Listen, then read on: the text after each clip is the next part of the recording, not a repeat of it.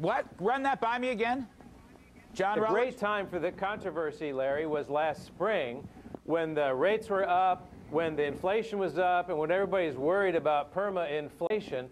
That's when you needed to make the tough call. Today it's a little bit easier. Today we just have to decide whether to stick with it.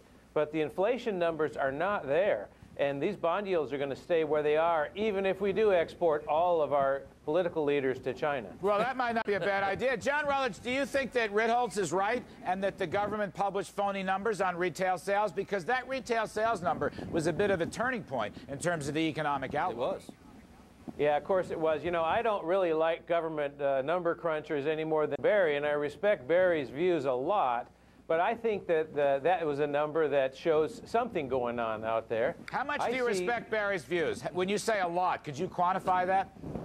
I wouldn't fight Barry on the shorter-term outlook in the market at all. Ooh. And yet I would invest right through it. Not because I disagree, but because I personally have to invest with the skills that I have. And my skills are fundamental longer-term skills.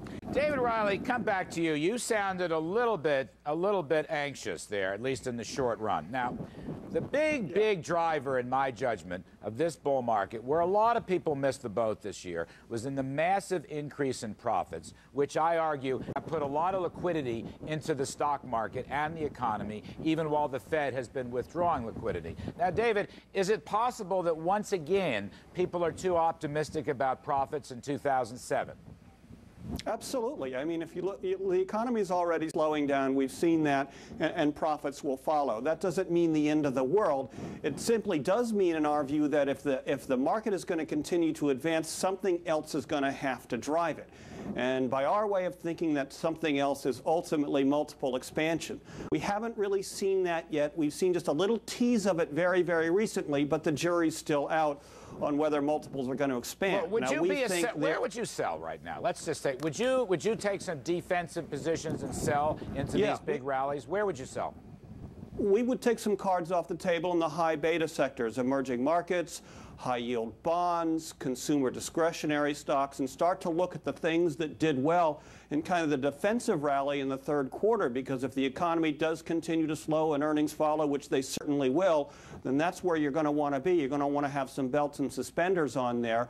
And then once the Fed changes policy again down the road, then you can have some multiple expansion. We don't think the market's cheap, but it's not especially highly valued anyway. And with earnings and interest rates where they are, there's some room ultimately to expand multiples. Larry, let me jump in and agree with David for a second about something. We saw last week, not only did the utilities hit a record, but the Dow, which is considered the more speculative index, really failed to keep up with the other indices. Today we saw a lot of underperformance by the Russell 2000, and we saw great activity in GE and Citibank.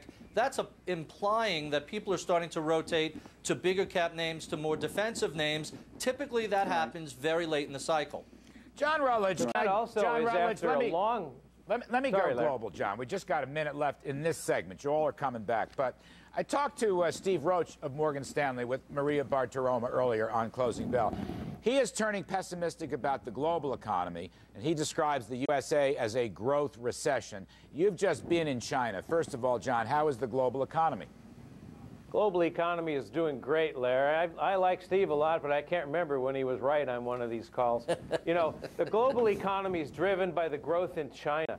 China last Monday opened their capital markets for the first time to foreign firms.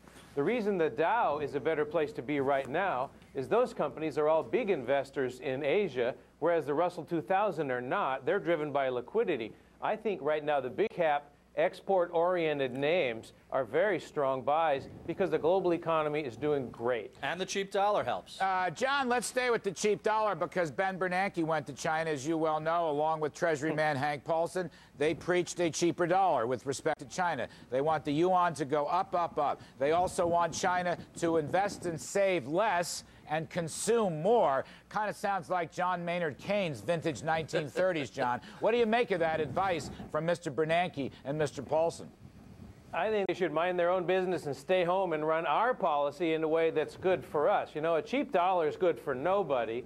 Obviously, there are manufacturers with a lot of political pull, and that's what dispatched this group over to China. I saw these guys. I was there last Friday. They're driving around town in black limousines with police sirens going off.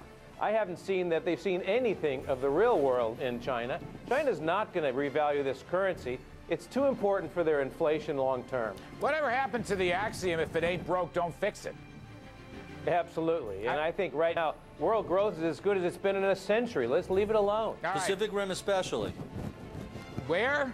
The Pacific Rim especially. Well, yeah, that's part of the deal. That's Japan, why Korea, Australia, that whole area. it's called the global spread of free market capitalism, and it is working wonders. Mr. Roach did not agree with me on that particular point, but I think that's